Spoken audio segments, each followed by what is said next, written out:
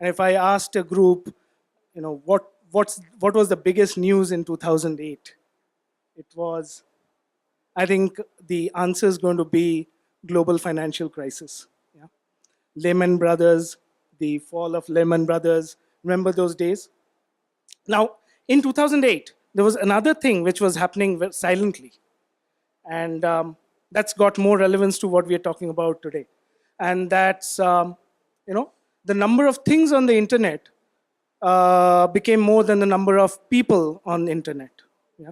And that journey continues. I mean, the projection was 50 billion by 2020. I think we're somewhere at 25 billion devices on the internet. So long and short of it is that that phenomena invited a lot of big companies to focus on IoT. And today, the the panelists here are all from large companies, large solution providers, and we wanted to discuss, some of the nuances around large solutions and how do we, use or take advantage of the ecosystem that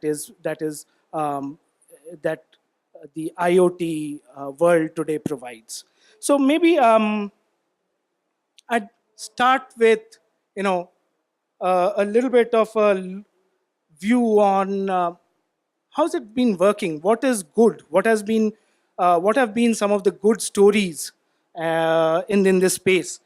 Rajorshi, Banerjee here. Would you want to start with a perspective and experience?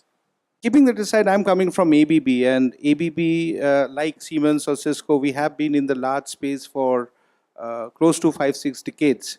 And what is being termed as Internet of Things today, we have delivered this type of solution, may not be on public cloud, but on private cloud for many, many years. Having said that, what we see the difference today is the fact that the cost of computation has dramatically come down. And courtesy your, let's say, a mobile phone, your phone banking, your Olas, your Ubers, your Amazon, your Flipkart, since you're spending your own personal money on the cloud, there is less resistance to go to the public cloud, at least for the optimization part of the story. And this is being leveraged by the industry, and we are part of that journey. I cannot name names over here for obvious reasons, but I'll give you a story of a company in India which manufactures cement, and they are also a global player. They came to us for some operational improvement request, a mere service request, starting with a very small value.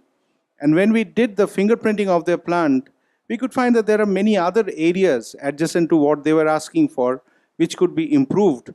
And then it could be replicated across their enterprise to create their own KPIs, their own gold standards, their own, benchmarks, and also compare that organization with the rest of the world.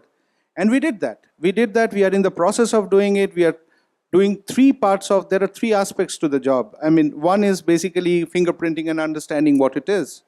Next is ensuring that whatever you need data from is sensorized. And we are doing the sensorization.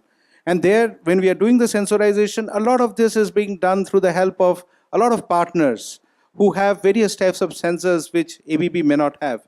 And then bringing the entire set of data into a cloud, linking them, analyzing them, giving them solutions, optimization solutions, which is now working pretty well. And it has actually given commercial benefit to the customers in terms of cost reduction of production and increase of productivity, which has further added to the bottom line. So it's a win-win situation for the customer and for ABB.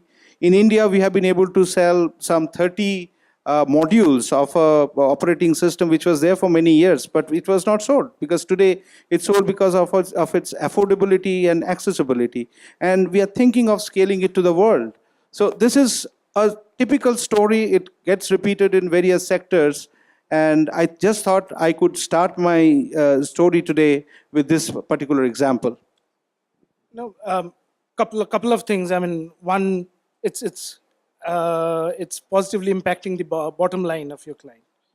That's what a lot of this has to be about. And then you're able to bring partners to complement your capabilities.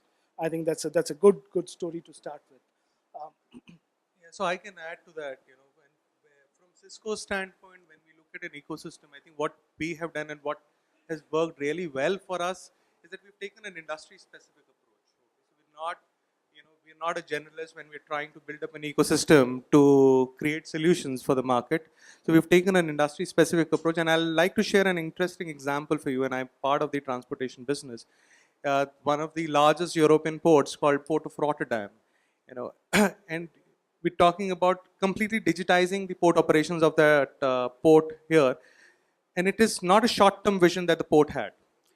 What the end target is, and there are a lot of IoT sensors that we're trying to build in, integrating it into the operation side of it. But the end vision, what Port of Rotterdam CIO has, that by 2030, okay, don't get me wrong here, 2030, the first autonomous ship is going to park itself at the port. And the work has started now. So have a vertical centric approach. That's what is happening in the industry today. Become a domain expert, understand the business well from the operations side, and then build up a capability and find an ecosystem where you can build a complementing story for your business. That is what is, I think, working well from a Cisco standpoint. Yeah. So, what caught my ear is 2030. So that kind of long-term vision. Yeah. So obviously, there's more to Rotterdam than cheese and tulips. Yeah, it's like obviously the digital transformation is not a simple step. You have to have a long-term vision, and then probably break that down into smaller steps. Find the right ecosystem partners, and then start implementing now. And the vision has to be pervasive. You can't have fragmented deployments within the system, and then claim that you've as a business you've transformed digitally. You have to be agile, but then it has to be a long-term approach, and then actions have to be taken in smaller steps. Absolutely, absolutely. We'll come back to that theme in a little while, maybe. So talking about these success stories, see, success doesn't happen by chance, by accident. Yeah, there's got to be a method in this whole thing, and there are certain key attributes that probably mark the successful partnership and mark the partners who are part of that partnership. Yeah. Sridhar, Sampat here.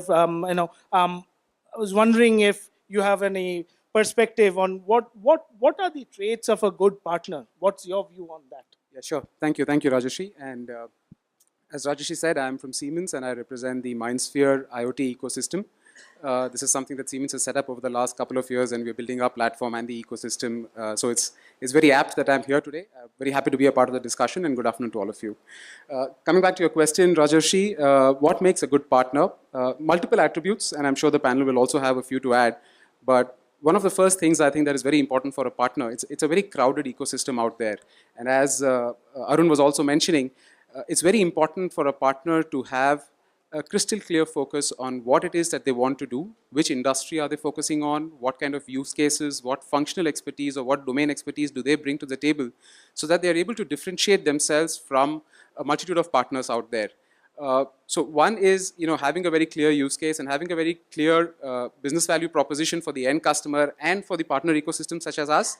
It helps you stand out from the rest of the partners, and it also helps in getting a lot of visibility with the end customers and building a business value for you with the end customer as well. So differentiation and a very strong domain functional focus, I think, are two key parameters that I would look for from a partner as well.